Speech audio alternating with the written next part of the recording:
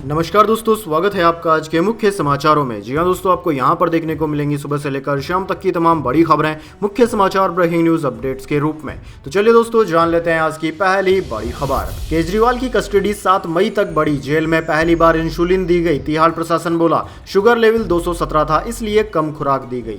जी हाँ दोस्तों, दिल्ली की रावत रेवेन्यू कोर्ट ने मंगलवार 23 अप्रैल को अरविंद केजरीवाल की न्यायिक हिरासत 7 मई तक के लिए बढ़ा दी है। इसके पहले केजरीवाल की कस्टडी 1 अप्रैल से 15 अप्रैल, फिर उसके बाद 23 अप्रैल तक बढ़ाई गई थी। कोर्ट के इस आदेश के बाद केजरीवाल अब लोकसभा चुनाव के दूसरे चरण यानी कि 26 अप्रैल और तीसरे चरण 7 मई की वोटिंग के दौरान भी जेल में ही रहेंगे। केजरीवाल के अलावा बीआरएस नेता के कविता और एक अन्य आरोपी चरणप्रीत की कस्टडी भी 7 मई तक बढ़ा दी गई है। साथ ही दोस्तों, परिवर्तन निर्देशालय ने सुनवाई के दौरान कहा कि कविता के केस में एजेंसी 60 दिन में चार्जशीट फाइल करेगी। ईडी ने शराब नीति केस में केजरीवाल को 21 मार्च को अरेस्ट किया था। 22 मार्च को रावत रेवेन्यू कोर्ट में पेशी हुई, जहां से उन्हें 28 मार्च तक ईडी की रिमांड पर भेज दिया गया। 1 अप्रैल से वे तिहाड़ जेल में बंद है। इसी बीच तिहाड़ प्रशासन ने बताया कि केजरीवाल को सोमवार शाम इंसुलिन दी गई। अधिकारियों ने कहा कि कम खुराक वाली इंसुलिन की 2 यूनिट दी गई है।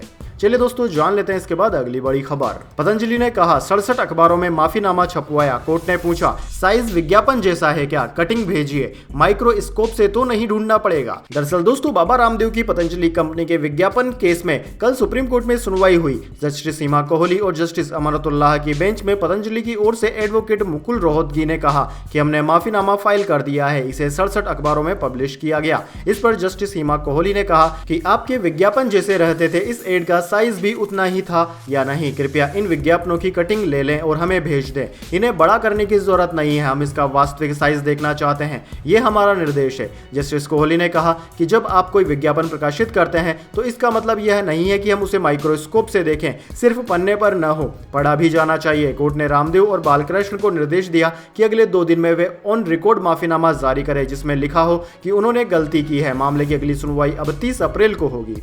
चलिए दोस्तों, जान लेते हैं इसके बाद अगली बड़ी खबर। जयराम रमेश बोले प्रधानमंत्री मोदी विश्व गुरु नहीं विश्व गुरु हैं। उदयपुर में कहा हम राम के पुजारी व्यापारी नहीं, केंद्र ने जनगणना तक नहीं होने दी।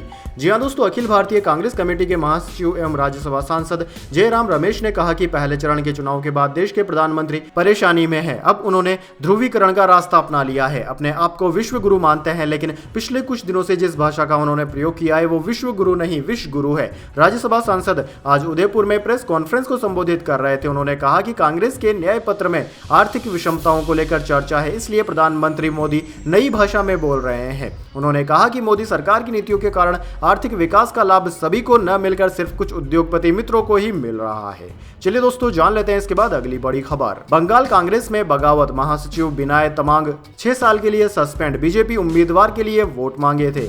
जी हाँ दोस्तों, लोकसभा चुनाव के बीच पश्चिम बंगाल कांग्रेस में बड़ा सियासी घटनाक्रम देखने को मिला है। कारण है पार्टी ने पश्चिम बंगाल में राज्य यूनिट के महासचिव बिनाय तमांग को 6 साल के लिए सस्पेंड कर दिया है। पार्टी ने यह कार्रवाई इसलिए की है क्योंकि तमांग ने दार्जिलिंग लोकसभा सीट पर कांग्रेस के उम्मीदवार के बजाय बीजेपी प्रत्याशी राजू बिस्ता के लिए वोटिंग की अपील कर डाली थी।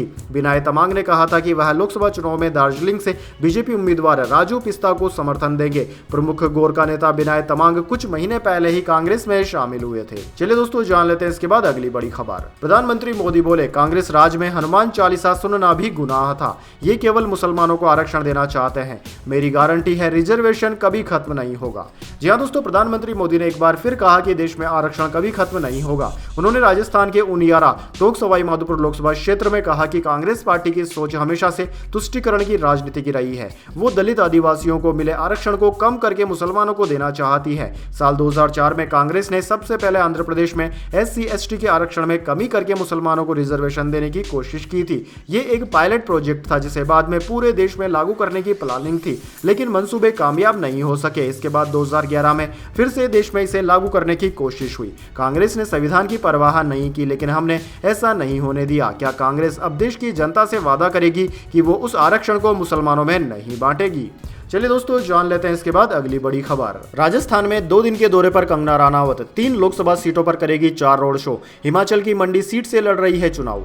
जी हां दोस्तों, राजस्थान में दूसरे चरण के मतदान को लेकर बुधवार शाम 6 बजे चुनाव प्रचार थम जाएगा। इससे पहले बीजेपी ने चुनाव प्रचार में पूरी ताकत झोंक रखी है। आज प्रधानमंत्री मोदी की टोंक में उनियारा में चुनावी सभा भी हुई। वहीं कोटा और चित्तौड़गढ़ में मध्य प्रदेश के पूर्व मुख्यमंत्री शिवराज सिंह चौहान ने प्रचार किया। इसी तरह से आज शाम फिल्म अभिनेत्री और हिमाचल प्रदेश की मंडी से बीजेपी प्रत्याशी कंगना रनौत प्रचार के लिए राजस्थान आई हैं। वे प्रदेश में 2 दिन चुनाव प्रचार करेंगी। 2 दिनों में कंगना राजस्थान की 3 लोकसभा सीटों पर बीजेपी प्रत्याशी के समर्थन में 4 रोड शो करेंगी। चलिए दोस्तों जान लेते हैं इसके बाद अगली बड़ी खबर। तेलंगाना में 8 साल से बन रहा ब्रिज डहा, तेज हवा से कंक्रीट के 2 गार्डर गिरे। 1 मिनट पहले 65 लोगों को लेकर निकली थी बस।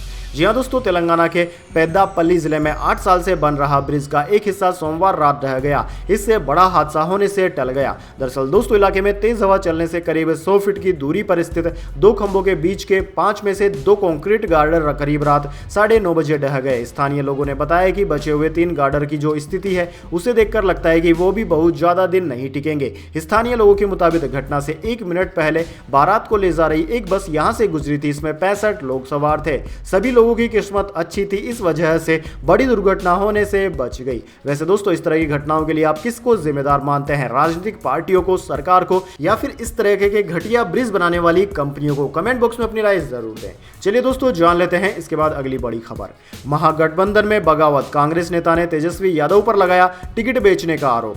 जी हां दोस्तों, बिहार के वाल्मीकि नगर में महागठबंधन में बगावत के सुर उठने लगे हैं। तेजस्वी यादव पर पूंजीपति को टिकट बेचने का आरोप लगाकर कांग्रेस के पूर्व लोकसभा प्रत्याशी प्रवेश मिश्रा ने पार्टी से बगावत कर चुनाव लड़ने की घोषणा कर दी। प्रवेश मिश्रा ने कहा कि गुदरी के लाल कहे जाने वाले तेजस्वी यादव खुद पूंजीपति के दरवाजे पर पहुंचकर पैसा लेकर टिकट बेच रहे हैं। महागठबंधन लगातार जमीनी कार्यकर्ताओं की अनदेखी कर रहा है। एक साजिश के तहत वाल्मीकि नगर और पूर्णिया की सीटें कांग्रेस से चली गई। ऐसे में आरजेडी ने इस सीट को किसी कार्यकर्ता को नहीं देकर एक पूंजीपति के हाथों बेच दिया है। चलिए दोस्तों जान लेते हैं इसके बाद अगली बड़ी खबर। संजय सिंह बोले केजरीवाल पर नजर रख रहा है पीएमओ। दिल्ली एलजी नियम तोड़कर सीसीटीवी लिंक से देख रहे हैं, कभी भी दुर्घटना हो सकती है। जी हां दोस्तों, आम आदमी पार्टी से राज्यसभा सांसद संजय सिंह ने आरोप लगाया है कि पीएमओ और दिल्ली एलजी सीसीटीवी लिंक के जरिए जेल में केजरीवाल पर नजर रख रहे हैं। संजय ने यह भी कहा कि केजरीवाल के खिलाफ षड्यंत्र हो रहा है, जिसमें सीधे तौर पर देश के प्रधानमंत्री शामिल है। इसके पहले तिहाड़ जेल के डीजी ने आम आदमी पार्टी के उन आरोपों को खारिज कर दिया जिनमें यह कहा गया था कि जेल में कैदियों से खराब व्यवहार हो रहा है। उन्होंने कहा कि अगर लोग इसका राजनीतिक मुद्दा बना रहे हैं तो मैं इन सब में नहीं पड़ता। वहीं दोस्तों संजय सिंह ने कहा कि उन पर 24 घंटे निगरानी की जा रही है। इतनी निगरानी क्यों? क्या देखना चाह रहे हैं मोदी जी? ये देखना चाहते हैं कि केजरीवाल को दवाखाना मिला या नहीं, वे क्या पढ़ रहे हैं, कितना सो रहे हैं। मोदी जी ने इस काम में दिल्ली एलजी को भी लगा दिया है। आखिर वे क्या जानना चाहते हैं? चलिए दोस्तों जान लेते हैं इसके बाद अगली बड़ी खबर। ईरान ने कश्मीर पर नहीं दिया पाकिस्तान का साथ। प्रधानमंत्री शहबाज ने गाजा से की कश्मीर की तुलना, ईरानी राष्ट्रपति ने नजरअंदाज किया। जी हां दोस्तों, ईरान के राष्ट्रपति इब्राहिम रईसी ने पाकिस्तान का कश्मीर मुद्दे पर साथ नहीं दिया। दरअसल दोस्तों रईसी 3 दिन के दौरे पर पाकिस्तान में है। सोमवार को पाकिस्तान के प्रधानमंत्री शहबाज शरीफ ने बैठक के दौरान रईसी के सामने कश्मीर का मुद्दा उठाया। गाजा में मौजूदा हालातों की तुलना कश्मीर से करते हुए शरीफ ने कहा कि कश्मीर के हित में आवाज उठाने के लिए मैं आपका और ईरान के लोगों का शुक्रिया अदा करता हूं। हालांकि शहबाज के बयान का ईरान के राष्ट्रपति ने कोई जवाब नहीं दिया। अपने संबोधन के दौरान रईसी ने सिर्फ फिलिस्तीन का मुद्दा उठाया। उन्होंने कहा कि ईरान फिलिस्तीनियों के हित के लिए लड़ता रहेगा। रईसी ने कश्मीर का कोई जिक्र नहीं किया। कश्मीर पर ईरानी राष्ट्रपति की चुप्पी को पाकिस्तान में शहबाज के लिए अपमानजनक बताया जा रहा है। चलिए दोस्तों जान लेते हैं इसके बाद अगली बड़ी खबर। ब्रिटेन की संसद ने पास किया रवांडा बिल, अवैध शरणार्थियों को वापस भेजा जाएगा अफ्रीका। मानव अधिकार संगठन बोले ये गरीबों के साथ भेदभाव है। जी हां दोस्तों, ब्रिटेन की संसद ने मंगलवार को विवादित रवांडा डिपोर्टेशन बिल को पास कर दिया। इस बिल का मकसद ब्रिटेन से अफ्रीका के शरणार्थियों को वापस उनके देश भेजना है। इसके पास होने के बाद सरकार ब्रिटेन में रह रहे अवैध शरणार्थियों को रवांडा भेजना शुरू कर देगी। रवांडा मध्य पूर्व अफ्रीका का एक देश है। बीबीसी में के मुताबिक इस बिल को 2022 में तत्कालीन प्रधानमंत्री बोरिस जॉनसन रवांडा के साथ हुए एक समझौते के बाद लेकर आए थे। इस समझौते के मुताबिक ब्रिटेन की सरकार रवांडा को अवैध शरणार्थियों के लिए 3000 करोड़ रुपए देगी। इस रुपए से रवांडा शरणार्थियों के लिए घर और रोजगार की व्यवस्था करेगा। चलिए दोस्तों जान लेते हैं इसके बाद अगली बड़ी खबर। मसाला बैन पर भारत ने सिंगापुर, हांगकांग से डिटेल्स मांगी। दोनों देशों ने एवरेस्ट और एमडीएच के 4 मसालों पर बैन लगाया था। इनसे कैंसर का है खतरा। जी हां दोस्तों, एमडीएच और एवरेस्ट मसालों के बैन के मामले में भारत ने सिंगापुर और हांगकांग के फूड रेगुलेटर्स यानी कि खाद्य नियामक से डिटेल्स मांगी है। कॉमर्स मिनिस्ट्री ने सिंगापुर और हांगकांग दोनों में भारतीय दूतावासों को इस मामले पर एक डिटेल्ड रिपोर्ट भेजने का भी निर्देश दिया है। मिनिस्ट्री ने एमडीएच और एवरेस्ट से भी डिटेल्स मांगी है। वहीं दोस्तों कॉमर्स मिनिस्ट्री के के ऑफिशियल ने कहा कि दोनों कंपनियों के प्रोडक्ट्स के रिजेक्शन के कारणों का पता लगाया जाएगा और इनसे जुड़े एक्सपर्ट्स की चिंताओं के साथ साथ इन्हें ठीक करने के लिए क्या करना चाहिए इस पर भी विचार किया जाएगा। वैसे दोस्तों, इनको ठीक करने पर विचार करने का काम कंपनी का है या फिर सरकार का, कमेंट बॉक्स में आप जरूर दीजिए। चलिए दोस्तों, जान लेते हैं इसके बाद अगली बड़ी खबर। दिल्ली एनसीआर में बदला मौसम का मिजाज, बारिश ने दी गर्मी से राहत, इन राज्यों में हीट वेव का है अलर्ट।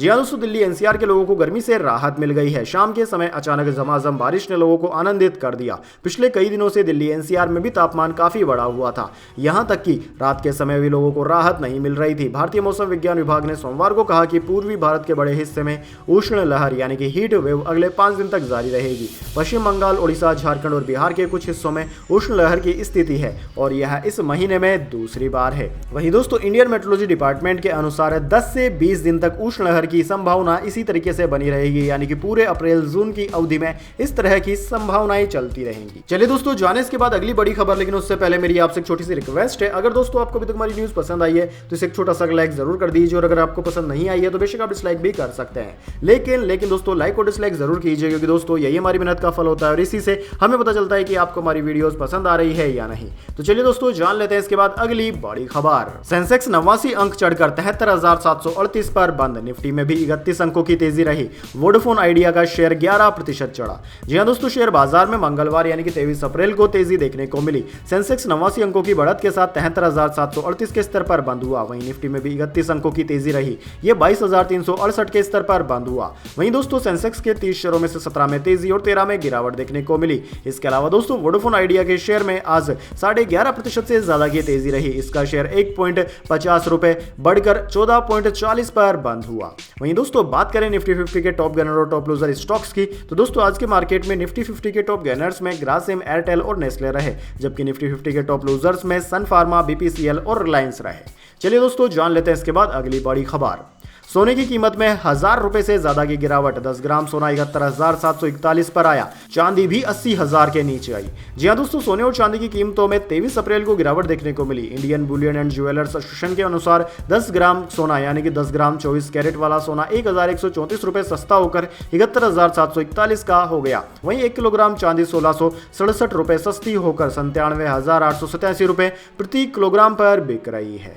चलिए दोस्तों, जान लेते हैं इसके बाद अगली बड़ी खबर। फ्लाइट सीट सिलेक्शन को लेकर डीजीसीए ने बदले नियम, एयरलाइंस को 12 साल से कम उम्र के बच्चों को माता पिता के साथ सीट देना होगा। जी हां दोस्तों, एयरलाइंस को अब 12 साल से कम उम्र के बच्चों को फ्लाइट में माता पिता या अभिभावक के साथ सीट एलोकेट करना होगा। Director general of civil aviation यानी कि डीजीसीए ने इसे लेकर एक नई ट्रेवल गाइडलाइंस जारी की है। डीजीसीए ने कहा है कि अगर एक ही पीएनआर पर बच्चे और माता पिता ट्रेवल कर रहे हैं तो उन्हें सीट सिलेक्शन के लिए कोई एक्स्ट्रा चार्ज नहीं देना होगा। इसके साथ ही डीजीसीए ने एयरलाइन से इसका रिकॉर्ड भी मेंटेन करने को कहा है। सिविल एविएशन रेगुलेटर ने यह कदम 12 साल से कम उम्र के बच्चों को उनके माता पिता या अभिभावक के साथ नहीं बैठाने के कई मामलों के बाद उठाया। पिछले कुछ हफ्तों में कई यात्रियों ने सोशल मीडिया प्लेटफॉर्म एक्स पर ऐसा अनुभव शेयर किया था, जिसके अंदर उनके छोटे बच्चों को माता पिता से दूर बैठाया गया था। इस वजह से उन्हें यात्रा करने में काफी दिक्कतों का सामना करना पड़ा। चलिए दोस्तों, जान लेते हैं इसके बाद अगली बड़ी खबर। ऑस्ट्रेलिया में एक्स पर सेंसरशिप, पीएम अल्बानीज से भिड़े मस्क, कहा एक देश पूरी दुनिया में इंटरनेट कंट्रोल करना चाहता है। पीएम बोले अहंकारी अरबपति। जी हां दोस्तों, ऑस्ट्रेलिया की एक कोर्ट ने सोशल मीडिया प्लेटफॉर्म एक्स से पिछले हफ्ते हुए एक बिशप की हत्या से जुड़े कंटेंट को हाइड करने का आदेश दिया। इसके बाद कंपनी के मालिक एलन मस्क और ऑस्ट्रेलिया के प्रधानमंत्री एंथनी अल्बानीज के बीच जुबानी जंग शुरू हो गई। कोर्ट के आदेश पर मस्क ने कहा कि आदेश का मतलब है कि कोई भी देश पूरे इंटरनेट को कंट्रोल कर सकता है। ई सेफ्टी कमिश्नर के पुराने आदेश का जिक्र करते हुए मस्क ने कहा कि उन्होंने मामले से जुड़े कंटेंट को पूरी तरीके से हटाने को कहा था।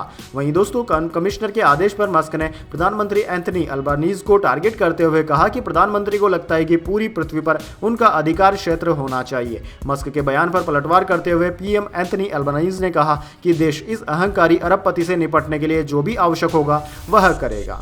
चलिए दोस्तों, जान लेते हैं इसके बाद अगली बड़ी खबर। डेटिंग ऐप्स यूज करते हैं तो हो जाएं सावधान, पर्सनल डेटा हो सकता है लीक, रिपोर्ट में हुआ खुलासा। जी हां दोस्तों, मंगलवार को एक नई रिपोर्ट में दावा किया गया है कि ज्यादातर डेटिंग ऐप्स विज्ञापन के लिए आपका निजी डेटा शेयर कर सकते हैं या बेच सकते हैं। फायरफॉक्स इंटरनेट ब्राउजर के डेवलपर मोजिला ने 25 ऐप्स की जांच की और उनमें से 22 को गोपनीयता शामिल नहीं करने के रूप में लेबल किया है, जो इनकी भाषा में सबसे कम रेटिंग है। शोधकर्ताओं ने समलैंगिक स्वामित्व वाली और संचालित लेक्स और और पॉजिटिव फीडबैक दिया, जबकि हार्मोन और हैप्पन को ठीक ठाक रेटिंग दी। वहीं दोस्तों रिपोर्ट के अनुसार लगभग 25% ऐप्स आपके कंटेंट के मेटा डेटा इकट्ठा करती है, जो फाइलों में जानकारी उपलब्ध होती है, जैसे कि फोटो, वीडियो, कब और कहां और किस दिन लिया गया। इसके अलावा रिपोर्ट में दावा किया गया है कि ज्यादातर डेटिंग ऐप्स जैसे कि Hinge, Tinder, OkCupid, Match, मिलेंटी, ऑफिस, BLK और ब्लैक पीपल मीट के पास अपने यूजर्स के सटीक जियो लोकेशन डाटा तक एक्सेस है। तो दोस्तों अगर आप भी डेटिंग ऐप्स का इस्तेमाल करते हैं तो आपको भी जागरूक होने की जरूरत है। चलिए दोस्तों जान लेते हैं इसके बाद अगली बड़ी खबर। खत्म हो जाएगी ट्रेन में वेटिंग लिस्ट की झंझट, सभी को मिलेगा कंफर्म टिकट, रेलवे कर रही है यह काम। जी हां दोस्तों, केंद्रीय रेल और IT मंत्री अश्विनी वैष्णव ने कहा है कि अगले 5 वर्षों में यह प्रधानमंत्री नरेंद्र मोदी की गारंटी है कि रेल यात्रा करने के दौरान किसी भी यात्री को आसानी से कंफर्म टिकट मिलेगा। वैष्णव ने कहा कि पिछले 10 वर्षों में प्रधानमंत्री ने रेलवे में अभूतपूर्व परिवर्तन किए हैं। केंद्रीय मंत्री ने जोर देकर कहा कि अगले 5 वर्षों में प्रधानमंत्री मोदी की गारंटी है कि रेलवे की क्षमता इतनी बढ़ा दी जाएगी कि यात्रा करने वाले लगभग हर यात्री को आसानी से कंफर्म टिकट मिल सके। चलिए दोस्तों जान लेते हैं इसके बाद अगली बड़ी खबर। 60 से 90 मिनट का सफर मात्र 7 मिनट में होगा पूरा, देश में जल्द उड़ान भरेगी एयर टैक्सी। जी हां दोस्तों, जल्द ही भविष्य में ऐसा होने वाला है कि आपको ट्रैफिक में फंसने की जरूरत नहीं होगी। दरअसल दोस्तों, जब हम ट्रैफिक के बीच में फंसते हैं तो मन में कई बार आता है कि काश ऐसी कोई टैक्सी होती, ऐसी कोई मशीन होती जो आसमान के जरिए आसानी से हमें कहीं से कहीं भी जल्दी से पहुंचा दे। आपका ये सपना अब जल्दी सच होने वाला है। दरअसल दोस्तों, लोगों के आवागमन का आसान और सुविधाजनक रास्ता बनाने के लिए अब जल्द ही एयर टैक्सी की भी शुरुआत हो जाएगी। इंडिगो एयरलाइन की पेरेंट कंपनी इंटर ग्लोब और आर्चर एविएशन अब देश में इलेक्ट्रिक एयर टैक्सी लाने की तैयारी कर रही है। इसे जल्द ही दिल्ली, बेंगलुरु और मुंबई जैसे शहरों में चलाया जाएगा। वैसे दोस्तों, एक रिपोर्ट के अनुसार इस तरह के एयरक्राफ्ट में 4 यात्री सफर कर सकेंगे। सफर के लिए यात्रियों को 2000 से 3000 रुपए का किराया देना पड़ सकता है। चलिए दोस्तों जान लेते हैं इसके बाद अगली बड़ी खबर। नोएडा का गैंगस्टर रवि काना गर्लफ्रेंड के साथ थाईलैंड से हुआ गिरफ्तार, लंबे समय से फरार था स्क्रैप माफिया। जी हां दोस्तों, ग्रेटर नोएडा का सबसे बड़ा स्क्रैप माफिया और सरिया तस्कर रवि काना आखिरकार गिरफ्तार कर लिया गया। दोनों लंबे समय से फरार चल रहे थे। जानकारी के मुताबिक गैंगस्टर रवि काना और उसकी प्रेमिका काजल झा को थाईलैंड से गिरफ्तार किया गया है। अब नोएडा पुलिस दोनों को भारत लाने की तैयारी में जुट गई है। दरअसल दोस्तों, नोएडा पुलिस ने रवि काना और काजल झा के खिलाफ लुक आउट और रेड कॉर्नर नोटिस जारी किया हुआ था। पुलिस को सूचना मिली थी कि दोनों थाईलैंड भाग गए हैं। इसके बाद से ही नोएडा पुलिस लगातार थाईलैंड पुलिस के संपर्क में थी। गैंगस्टर रवि काना पर दुष्कर्म और गैंगस्टर की धाराओं में केस दर्ज है। नोएडा में 1 जनवरी 2024 से पुलिस रवि काना की तलाश कर रही थी। रवि काना के खिलाफ एक युवती ने दुष्कर्म करने का केस दर्ज कराया था। पुलिस ने कई ठिकानों पर दबिश दी, लेकिन गैंगस्टर हत्थे नहीं चढ़ा। इसके बाद पुलिस ने उसकी प्रेमिका काजल झा के खिलाफ केस दर्ज किया था। साथ ही उसकी पत्नी समेत 14 अन्य के खिलाफ गैंगस्टर एक्ट में केस दर्ज किया गया था। गैंगस्टर की पत्नी को पुलिस पहले ही गिरफ्तार कर चुकी है। पुलिस ने कोर्ट में रवि काना और उसके गैंग के खिलाफ 500 पन्नों की चार्जशीट दाखिल की थी। इसमें पुलिस ने रवि काना को काले कारोबार का सरगना बताया। इसके अलावा काजल झा को इसमें बराबर का हिस्सेदार भी बताया गया है। तो दोस्तों, यह थी आज की तमाम बड़ी खबरें। इसके बाद दोस्तों बारी आती है आज के माइंड क्विज क्वेश्चन की। जी हां दोस्तों, एक आसान से सवाल का जवाब देकर आप जीत सकते हैं एक सरप्राइज गिफ्ट हमारे यूट्यूब चैनल की ओर से। तो दोस्तों, आज का सवाल आपकी स्क्रीन पर आ चुका है। पंजाब का लोक नृत्य का नाम क्या है? जी हां दोस्तों, अगर आप जानते हैं पंजाब के लोक नृत्य का नाम तो जल्दी से कमेंट बॉक्स में लिख दीजिए। अगर दोस्तों आपका जवाब होता है एकदम सही और आप चुने जाते हैं लकी विजेता के रूप में, तो आपको मिल सकता है एक सरप्राइज गिफ्ट हमारे यूट्यूब चैनल की ओर से। तो दोस्तों जल्दी से अपना उत्तर कमेंट बॉक्स में लिख दीजिए, वीडियो को लाइक कर लीजिए और चैनल को सब्सक्राइब करके बेल आइकन भी दबा लीजिए। धन्यवाद। वंदे मातरम। जय हिंद, जय भारत।